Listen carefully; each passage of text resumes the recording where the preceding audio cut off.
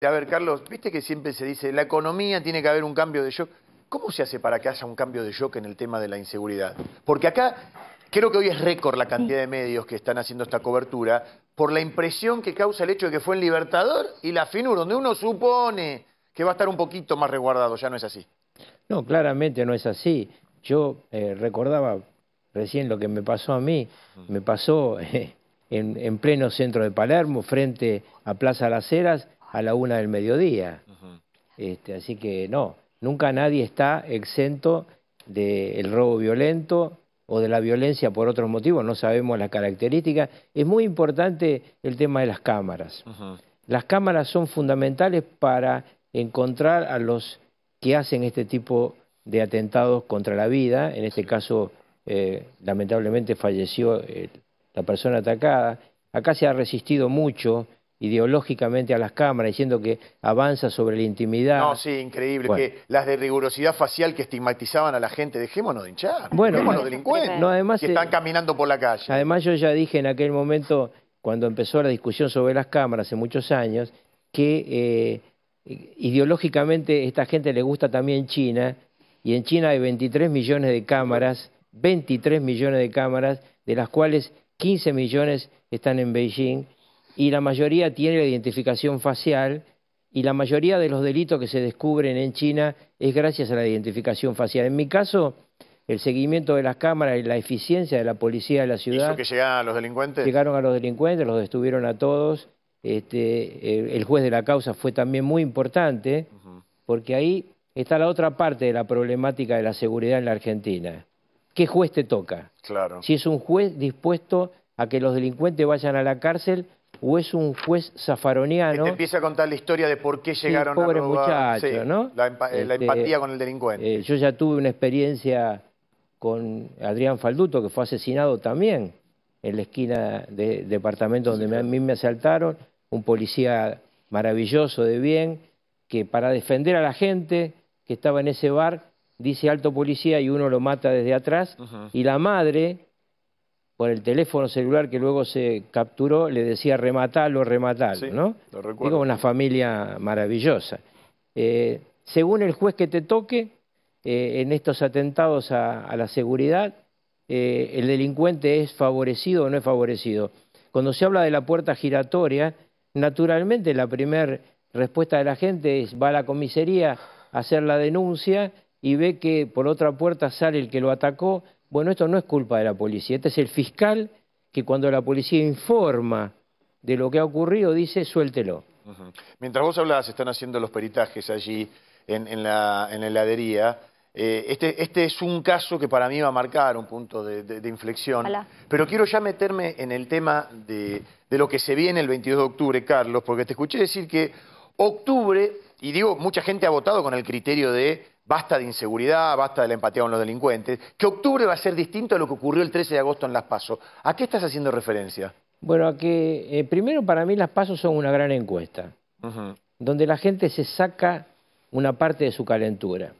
Pero acá, a partir de la devaluación posterior a las elecciones, se ha producido un fenómeno mucho más complicado. Yo ayer a la tarde hablaba con un intendente de la provincia de Buenos Aires que me decía, mirá, Carlos, no vamos a ir a buscar a la gente para votar porque va a votar en contra. O se va a quedar en su casa. Está muy enojada la gente por el tema precio, porque ahora te van a decir, qué barbaridad, va a haber una inflación del 12, del 14, pero en el bolsillo de la gente es muchísimo más. Sí. Carnes, pollos, lácteos, volaron. Y además en provincia de Buenos Aires no se consigue. Es decir, vos vas a muchos lugares, ves el azúcar y la señora dice, ¿me podés vender azúcar? No tengo precio. Claro. Pero ¿y el aceite? Hay aceite, pero no tengo precio. ¿Por qué? Porque acá hay un fenómeno donde las cadenas de distribución están actuando muy perversamente. Por el mecanismo de la autoprotección, claro, mandan, pero no le dicen precio. Y vos tenés una diferencia muy grande entre los supermercados y donde va la gente más humilde, que son los negocios de cercanía. Ahí está todo mucho más caro. Esto parece raro, porque cuando éramos más jóvenes, era al revés. El almacén de la esquina era más barato. Y claro, y además don José tenía la libreta, tal cual, todo eso hoy... Mañana. Eso ya está, no puede, es que no puede, es que no puede él. Pero acá hay un tema muy importante que no sé por qué no se toma alguna medida, que es el tema del aprovisionamiento de las cadenas de comercialización de los mayoristas a la estructura minorista. Hay como un estrangulamiento, no llegan productos importantes para la vida cotidiana de la gente. Entonces, entre el temor a la inseguridad, a que te maten a tu pibe por un par de zapatillas, y el temor que tiene la gente por el hambre de su familia, la bronca sigue creciendo, y esto no tiene una respuesta que hoy ningún encuestador me dé. Mira, ayer hablé con unos encuestadores que yo más respeto. Sí. Y me dijo, digo, ¿hay encuestadores que uno puede respetar después de que nadie la vio? Sí. Sí. La de Milei, digo.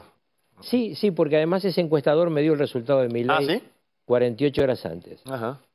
¿Por qué? Porque el 60% no contesta.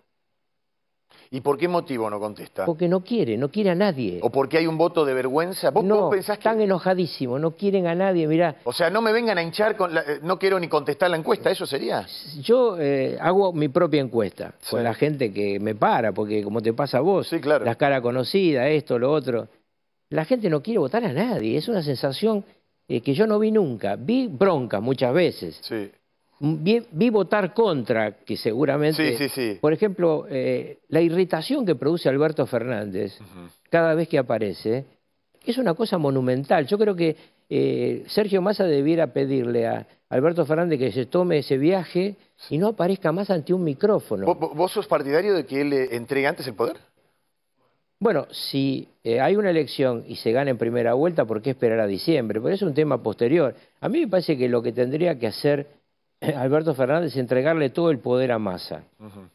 Es decir, darle la posibilidad de que 14 ministerios se cierren mañana, esos 14 que están al divino botón. Los que Milei tacha. Sí, pero además son los 14 ministerios que no tuvo ni Néstor Kirchner, ni Carlos Menem, ni Duhalde, ni Alfonsín. Y que probablemente no hayan mejorado mucho la situación inherente al área. Pero por supuesto, son estructuras que lo que hacen es gasto político. Entonces, en lugar de pedirle a los gobernadores que pongan plata que a veces no hay, o a los intendentes que pongan plata que a veces no hay, para lo que es una solución imprescindible de llegar a ponerle plata en el bolsillo a la gente, no por una razón electoral, porque tienen hambre, porque están desesperados, y que además me parece una locura que sea el mes que viene. Tendrían que haberlo entregado ahora el dinero, porque no sirve un mes después. Hay una negación de lo que le pasa a la gente. Entonces digo, cerrás 14 ministerios, esa plata, volcá las soluciones concretas para la gente. No puede seguir Alberto Fernández gobernando como si nada pasara y decir las pavadas que dijo, que los gobernadores son egoístas. ¿Qué gobernadores? Si los gobernadores son los gobernadores que te votaron, Gil. A ver, Carlos, se dijo que el criterio de cómo fue a votar la gente a Milei, por ejemplo, es más si lo vota a Milei y que se pudra todo porque me hincharon los políticos tradicionales. Vos decís que en octubre va a ser distinto. A ver, ¿con un crecimiento de Milei que gana en primera vuelta o con un voto más reflexivo aparece en escena Melconian para contrarrestar algunas reformas en la economía que quiere hacer Milei? ¿Qué estás viendo así como apreciación global? Mira, yo hoy, por lo que me dicen la gente en la que creo en las encuestas, Milei crece, Patricia Bullrich menos, pero crece un poquito, baja Massa, y lo que yo recibo de los intendentes de la provincia de Buenos Aires es que nadie va a meterse adentro del cementerio con Massa. Claro. Esto es, en la medida... Acompañan hasta la puerta. Claro, ellos quieren soluciones económicas rápidas para la gente y que no le digan que la tienen que pagar ellos, porque la verdad, hay municipios que sí pueden, pero hay municipios que no pueden. Es lo mismo que con las empresas. Hay empresas que sí pueden y empresas que no pueden. ¿Por qué siempre la CGT, y yo esto soy coherente con ese pensamiento de toda mi vida, ha defendido las paritarias? Porque en las convenciones colectivas de trabajo, los aumentos están vinculados a lo que el sector puede pagar. Claro. Cuando vos tomás una decisión masiva y le metés 30.000 pesos a todo el mundo, porque a mí me molesta que digan 60. Son 30 y 30, viejo, no son 60. Sí. Bueno, esos 30.000 pesos una pyme por ahí tiene problemas, un empresario grande no tiene problema. Por eso las convenciones colectivas claro. Son distintas. Es consensuado. Obvio. ¿Qué me puede dar hasta dónde? Y además, claro, cuando vos das aumentos generales, achatás la pirámide. En el caso de los jubilados es canallesco. ¿Por qué? Porque Escucha, Clara. no pueden plantear este límite del salario mínimo, de la jubilación mínima, si todos están mal. Todos los jubilados. Miren, hay montones de jubiladas que yo conozco, por lo menos 3, que me cuentan que tuvieron que cortar el gas porque no pueden pagar la factura de gas y que algún vecino les cocina y no es cómodo para una señora que en su momento pudo comprar un departamento. Un tema también como de vergüenza. Ayer me llama un periodista, amigo, y me dice, mira, Carlos, ¿no tenés algún contacto para alquilar un departamento? Porque el propietario ahora me pide que me vaya y no consigo en ninguna parte. Claro. Y me contaba este hombre, que es un periodista, que no tiene un mal ingreso, que va a pedir por un departamento de un ambiente en Caballito, y le pidieron $1000 por mes. Claro. Y se lo quieren meter por Airbnb como si fuera un turista. Esta distorsión produce una bronca Carlos, fenomenal. Discúlpeme, hay una realidad. Recién usted hablaba del tema de los jubilados. El jubilado que no tiene vivienda, que por suerte porque vivieron en otra época que pudieron, la mayoría sí, de acuerdo a los censos sabemos que la mayoría sí tiene aunque sea una pequeña propiedad, pero el jubilado que no pudo, no puede alquilar, porque los propietarios no quieren alquilarle a los jubilados porque consideran que los jubilados no tienen ningún tipo de sostén, ningún tipo de garantía, justamente por los saberes que ganan la mayoría. Claro. Nosotros tenemos el 70% de los jubilados, usted esto lo sabe bien, que no llega a cubrir la canasta básica. De 8,5 millones de jubilados, algo más de 5 millones cobran la mínima. Entonces es imposible, no tienen posibilidad de maniobra. La vida es ver cómo establecen prioridades para seguir adelante. Un tema que en su momento se había hablado, usted recordará, es que a los jubilados no se le iba a aumentar ni el gas ni la electricidad. Sí. Esto es falso. Al comerciante de la provincia de Buenos Aires, pequeño comerciante, que tiene una carnicería, yo tengo el caso de un señor que tiene una pequeña parrilla, no pueden mantener la electricidad del freezer. Claro. Y la semana pasada este comerciante, este parrillero, en su casa tuvo 4 días sin luz.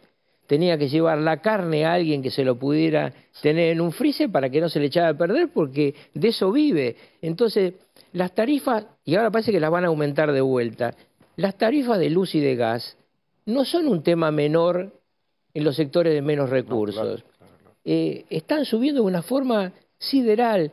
Todo pasa en el medio de este drama que estamos viviendo, pero esto alimenta esta bronca colectiva. Ahora, Carlos, volviendo a los 3 candidatos, ¿no?, a presidente, sabemos que Milei, su fuerte es la economía, tendrá un ministro, pero él va a marcar las directivas. Sergio Massa es el actual ministro de Economía y candidato a presidente, pero aparece en la escena de Patricia Bullrich, cuyo fuerte no es la economía, alguien importante como Carlos Melconian. ¿Qué mirada tenés al respecto? Que viene con un gran equipo y que supuestamente desde hace muchos años está armando un plan para aquel que quiera llevarlo adelante, ¿no? El tema central acá es que la gente te crea. Vos podés tener el mejor plan del mundo, pero te tienen que creer. Claro. Y la verdad que no sé a quién le van a creer. Como te digo, hoy está en punta Milei, Patricia Bullrich está subiendo un poco, pero todavía no lo alcanzó. Massa, yo lo dije en este canal, lo dije a amigos de él, hace 3 meses dijo, no se puede ser ministro de Economía y candidato. No, no se puede. Entonces, o toma todo el poder, saca al títere inútil y corta los ministerios y de esa plata se le da a la gente y se le da soluciones, o su camino es cuesta abajo en mi rodada, porque no hay solución para esto. Y esto empieza a preocupar en provincia de Buenos Aires porque empieza Kicillof a temer el arrastre. Por ahora Kicillof está ganando la reelección. Sí, esto también en base a los encuestadores serios. No, a lo que me dicen los propios intendentes. Okay. Pero me dicen, mirá, si acá en algún momento me empiezan a pedir boleta de otro candidato, yo la que voy a garantizar es la mía. Claro, mis concejales y mi reelección. Cuidan su quintita. Bueno, pero es que es natural. Lógico. Entonces, vos fíjate, toda la vida los intendentes han tenido en provincia de Buenos Aires entre 60 y 65% de votos. En mi época yo sacaba el 50, ellos sacaban el 65, yo me quedaba piola porque... 50 no estaba mal. No me puedo... Ahora Massa está cayéndose del 31, y ellos están en 50, 55, ¿lo van a arriesgar? Claro. ¿Por qué? Bueno, tienen que tomar medidas económicas porque este es el tema central de la gente que vota en la provincia de Buenos Aires. Esto y seguridad. Patricia Bullrich en seguridad es creíble. Se la ve con una mujer que va a atacar el delito. En economía vamos a ver si Melconian penetra. Melconian es simpático, tiene la gran ventaja de ser hincha de Racing, hoy es un mal día para nosotros. Pero bueno, yo le dije a todos mis amigos de Boca que me banco las cargadas porque yo cuando les ganamos también los cargo. Tengo una hija de Boca y un nieto que anoche lloró de Racing, pero Melconian tiene esa ventaja, yo se la reconozco. El resto quiero verlo. Ahora, Carlos, muchos dicen, gana Milei y no dura 3 meses. ¿Vos qué opinás al respecto? Lo mismo decían de Menem. Depende. Menem tenía una ventaja que no tiene Milei. ¿Cuál? El Partido Justicialista. Claro, el partido atrás, claro.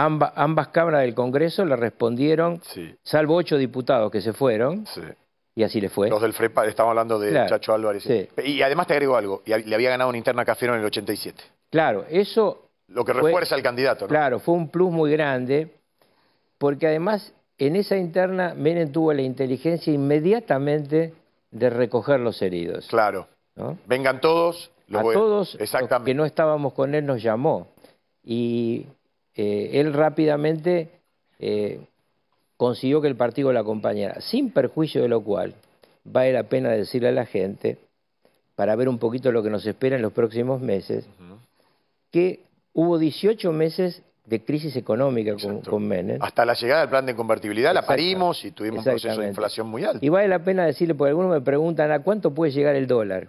¿No? Bueno. ¿Hay respuesta? No, te voy a dar los números de 1989. A ver. 1 de enero de 1989, $1.17 australes. 1 de enero de 1992, 3 años después, $1, 10.000 australes. Dios mío. Uno como que lo tiene lejano o se olvidó. No, son todos ustedes muy jóvenes. Con tu papá hablamos mucho en aquella época. Sí, lo sé. Perdón, Lucio, ¿qué? Está bueno lo que marcás, un punto importante, porque es cierto, la gente se olvida, piensa solo en la convertibilidad, pero es cierto que los primeros tiempos de Menem no fueron exitosos en lo económico hasta que, llega Caballo y acomoda con la convertibilidad. En el 89, durante gran parte de la presidencia de Alfonsín, Argentina llega a tener 6.000% de inflación. Entonces... Después tenemos inflación muy alta, pero va bajando. Me parece que ahí la diferencia lo hace eso. Una cosa interesante... La pregunta es si podremos recorrer, no son los números de esa época, ¿no? La pregunta es si podremos recorrer ese camino y pensando en bajar la inflación, no digo ya el año que viene, pero por lo menos en 2 años. Bueno, primero yo creo que estamos al borde de la hiper. ¿Tanto como eso? Sí, absolutamente. Sí. Seamos, ¿tanto? Claro, estamos al borde de la hiper. ¿Qué falta? Algún error más. Pero ustedes fíjense la diferencia entre ser candidato y ministro de Economía o no serlo. Claro. Con el 190 de inflación mensual, en la época de Alfonsín, Angelos, que no era el ministro de Economía, sacó el 37% de los votos. Sí. ¿Por qué?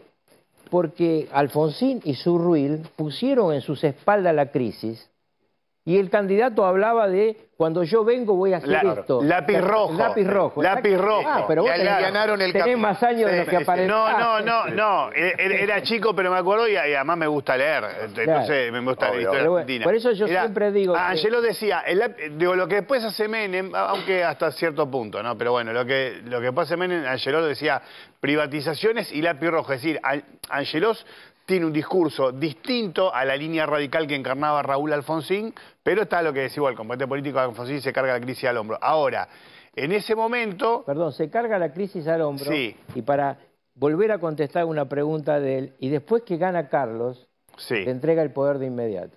Claro, sí, que no es poco. Claro. Bueno, igual a esta altura, que estamos octubre, noviembre, ¿qué cambia que el poder se entregue el 10 de diciembre o si termina, un poco antes? Si termina en primera vuelta, ¿no podemos ahorrarnos 2 meses? Claro. Yo digo, me parece, si no lo hicimos con Macri, digo, ¿por qué lo deberíamos hacer ahora? A ver, ¿no? Bueno, por una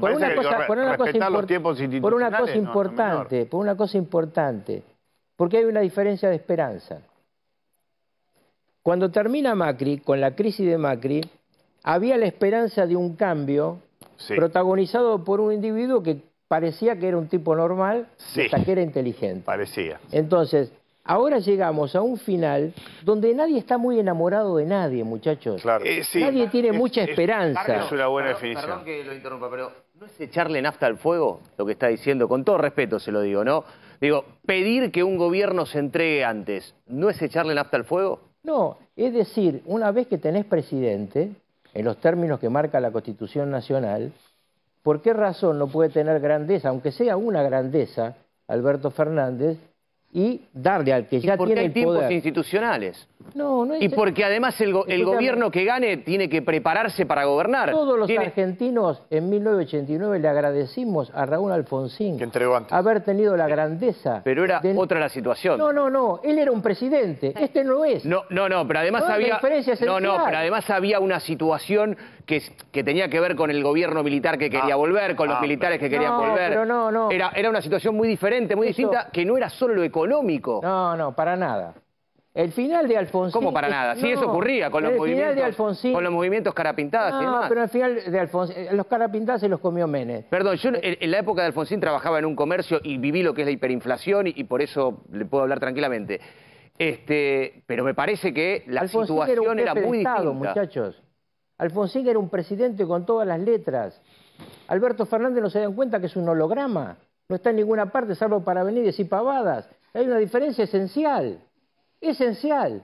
Uno podía confiar en que Alfonsín encontrara una solución con Menem como la encontró. Se bancó la derrota como un duque y le entregó el poder. Y nunca fue un obstáculo durante el gobierno nuestro. Nunca fue un obstáculo. Pero siguiendo su línea, el escenario sería ganando Milei. No, el escenario con quien gane. ¿Qué sé yo? Pero bueno, ¿por qué querés que gane Milei? No, yo no dije que... No ponga en mi boca palabra que yo no dije. No dije que ganaba Milei en primera vuelta. ¿Pero quién puede ganar en primera vuelta hoy? ¿Qué sé yo? No, qué sé yo, no, usted mismo lo está diciendo. Usted lo dijo, vaya unos minutos atrás. Unos minutos atrás usted dijo, puede ganar Milei en primera vuelta. Dije, va primero Milei, bueno, pero puede ganar Patricia Bullrich también en primera vuelta. Depende si crece o no. No estoy planteando, muchachos, que gane uno u otro. En la desesperación de la gente, ustedes se vuelcan al tema de la política. Y lo que la gente quiere son soluciones, que le quiten el hambre y la violencia de arriba de la cabeza. Este gobierno no puede. Pero todos pensamos lo mismo, perdón, ¿eh? ¿Quién está pensando distinto, diferente? Está pensando que la gente no quiere que le saquen la miseria de encima y que no quiere que le saquen la violencia del delito de encima. Pero todos pensamos lo mismo, claro, eso sí pensamos lo mismo. Dari, que a veces hay declaraciones de ciertas personas que ocupan lugares importantes que parece que viven en Narnia. Pero Guille, está bueno preguntarle, está pasando. Está bueno preguntarle a Carlos qué piensa que puede pasar. Vamos a suponer un caso hipotético. Gana alguien que no es del oficialismo y tenemos 2 meses, un mes de entrega desde que es electo a esa persona hasta que asume. ¿Cómo augurás que va a ser el país en ese tiempo? Bueno, todo depende el nivel de diálogo de quien gane con el resto de las fuerzas políticas. Cualquier transformación que vos quieras hacer en la política necesitas lo que tuvimos cuando estuvimos con Menem. Mayoría en ambas cámaras. La mayoría en ambas cámaras se logra con acuerdos políticos cuando vos no tenés la primer minoría siquiera. Estos acuerdos políticos son imprescindibles para los temas más esenciales. Doy uno. Si vos querés modificar la estructura monetaria de la Argentina, ya no solo si querés ir a la dolarización, si querés ir al bimonetarismo, necesitas una ley. No. Si querés ir a la dolarización, tiene que tener mayoría de 2/3 en ambas cámaras, porque tenés que producir una modificación en una ley de origen constitucional que era del Banco Central de la República Argentina. Claro. Entonces, la complejidad del Parlamento en un sistema de división de poderes como el de la Argentina, no en una dictadura como la de Maduro, como la de Cuba o la de Nicaragua. En una democracia tenés que llegar y convencer a los legisladores de ambas cámaras. Todo eso es muy interesante. Todo lo que decís es muy interesante, es un análisis profundo, etcétera, etcétera. El tema es la practicidad también. Vos hablas que el carácter de Milei de bancarse que le digan que no sale... No, estoy hablando de salir a la calle y con qué pagás la carne, la fruta, la verdura, bueno, con qué pagás la factura de luz. La evidencia, una vez dije el término evidencia empírica y a Milei le gustó acá y casi que me lo robó porque después acá rato lo compraste. Repitió evidencia empírica. La evidencia empírica es lo que te marca los hechos, para decirlo sencillo. La evidencia empírica que yo entro al home banking, pago mi factura de luz y la pago con pesos. La evidencia empírica es que yo voy a la carnicería y digo, che, qué caro está el kilo de lomo, está 4.500 mangos. Y bueno, compro lomo o bueno, es un barrio que no está acá. 5.500 está. Bueno, depende del barrio. Esa es otra evidencia empírica, la dispersión de precios, ¿no? Compro lomo, no, compro bife que está a 3.000, pero yo pago con pesos.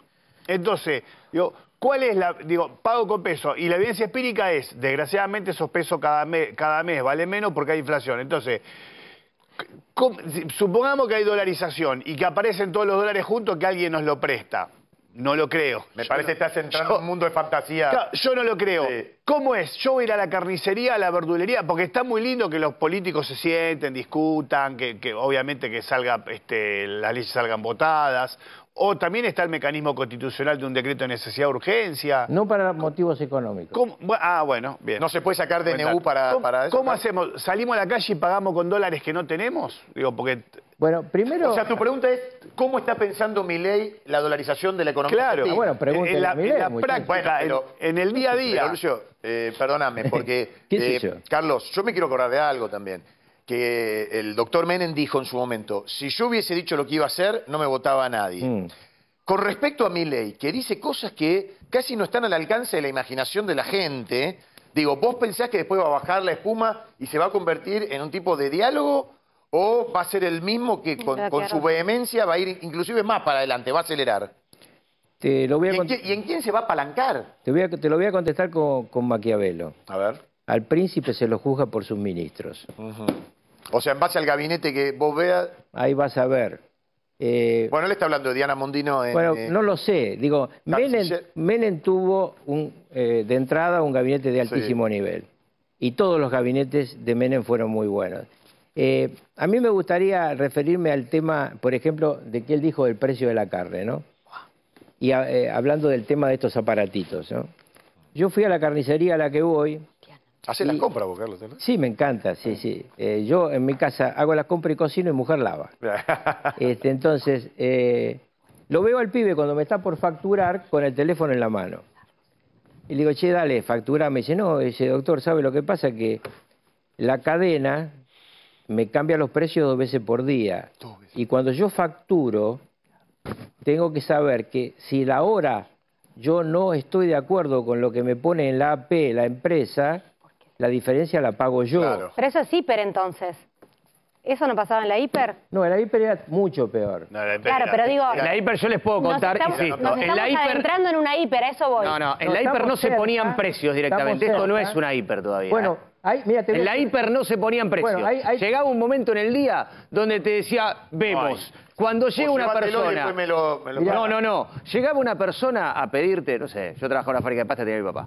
Llegaba una persona a ponerte una lata de tomate y era un acertijo. Ya en un momento te decía, bueno, no pongas precio y vemos. Pero ¿se la dabas la lata de tomate? No, subías por subir para reponer. A veces perdías, a veces ganabas. Y eso es lo que pasaba en una hiper. En este caso no pasa.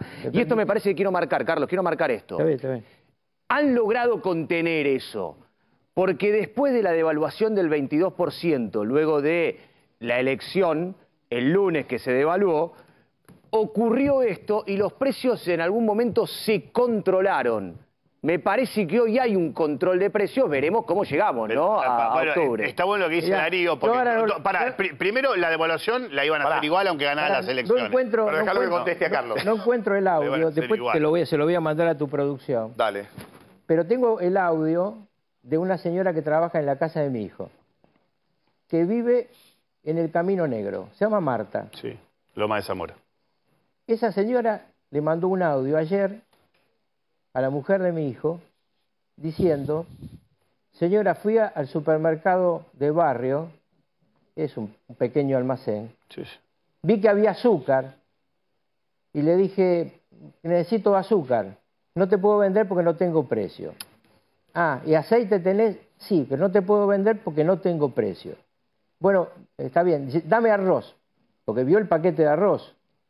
No tengo precio del arroz, mañana vení que te doy los precios porque me mandaron la mercadería sin precio. Esto es lo que vos estás contando, esto ya está pasando en la provincia de Buenos Aires. En la provincia de Buenos Aires se venden huevos de A2 a 500 pesos. En la provincia de Buenos Aires se vende el pollo por 100 gramos. Carlos, eso está pasando en algún sector. La verdad que en líneas generales no. Vos salís al supermercado y hay precio. Acá. Pero acá vivís en otro país. No, pero acá y en la mayoría del país. Los supermercados, por ahí la gracia es decir que está todo mal. Los supermercados, yo el maple huevo lo pagué 2.200 pesos. Tienen precios justos o precios máximos. Sí.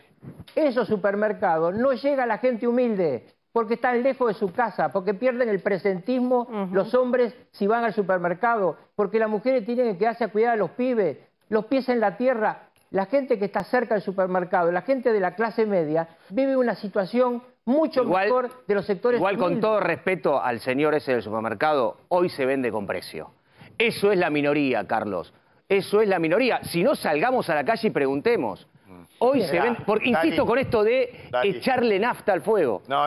Es la verdad. Es la verdad. Es la verdad en ese supermercado. Yo quiero... Hagamos una encuesta, Carlos. Hagamos una encuesta y vayamos por todos los supermercados del país. Alguno que tiene contacto, como Andino, o la producción, o los dueños del canal, que hablen con los intendentes en off y le cuenten lo que está pasando. Esto está pasando en todos lados, en todo el conurbano bonaerense. Yo no sé lo que pasa en el interior.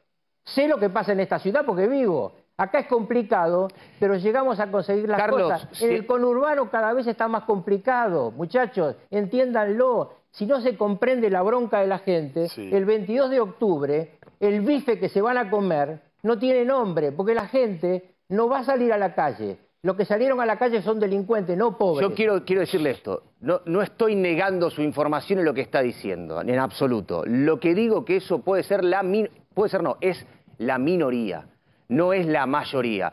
Y eso me parece que hay que subrayarlo y hay que destacarlo. ¿Está mal? Darío, sí, está muy mal, pero es la minoría. Darío, marquémoslo. Pero lo cierto es que nosotros hemos visto acá notas de jubilados que van a comprar papa y no les alcanza y terminan llevándose una verdurita. Hablemos de lo que está pasando de verdad también con los jubilados, Clara. Remedios. Ahora, remedios. Bueno, remedios. ¿Cómo llega un jubilado que tiene una enfermedad importante a conseguir los remedios para él? No los consigue.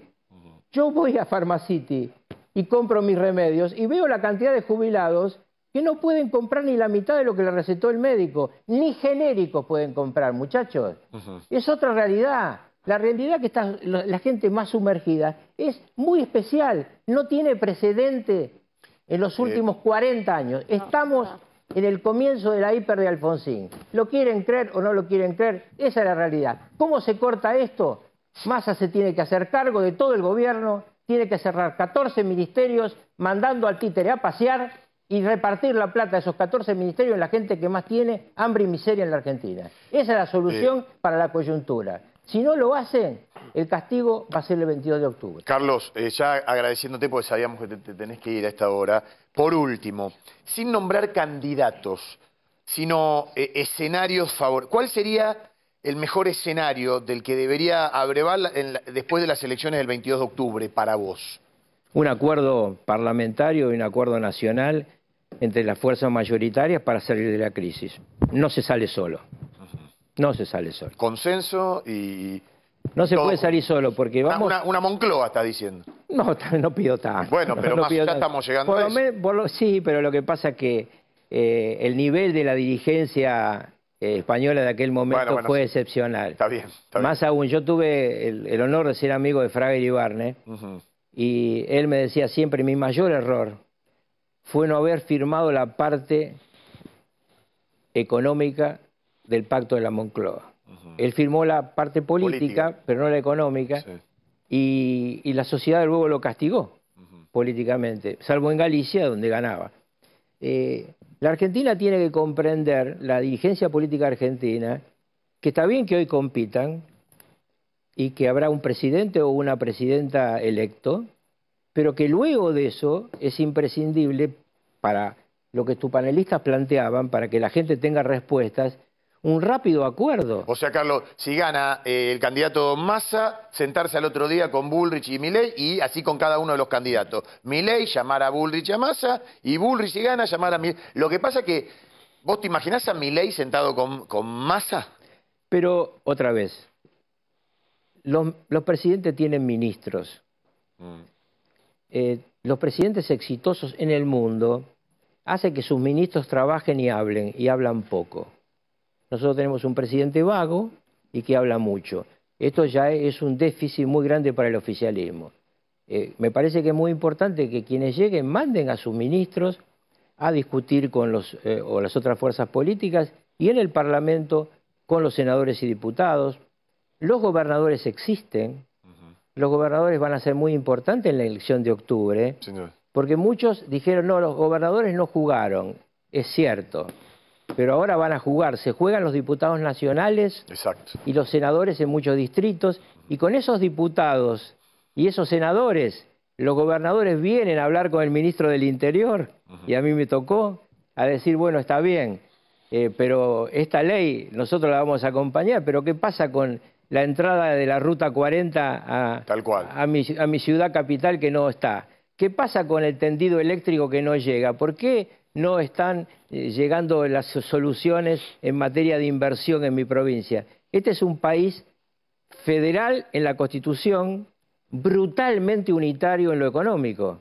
Entonces hay una negociación permanente con el Poder Central que se queda con la renta de todos nosotros. Porque este es un tema muy importante, dejarlo aclarado para terminar. Sí. El gobierno nacional se lleva el esfuerzo de todos. Las provincias productivas, como provincia de Buenos Aires, Santa Fe y Córdoba, reciben la mitad en coparticipación de lo que tendrían que tener. Es decir, la mitad de lo que producen. ¿Por qué? Porque tenemos un gobierno nacional que gasta monstruosamente. No solo viene de lejos, pero hoy tenemos el doble de gasto público que tenía Carlos Menem. Claro. Carlos, como siempre es un placer tenerte. Muchas gracias por ayudarnos a pensar y nos volveremos a encontrar prontamente. Y saludos a la familia. Gracias. Un mensaje final, Sí. Vayan a votar.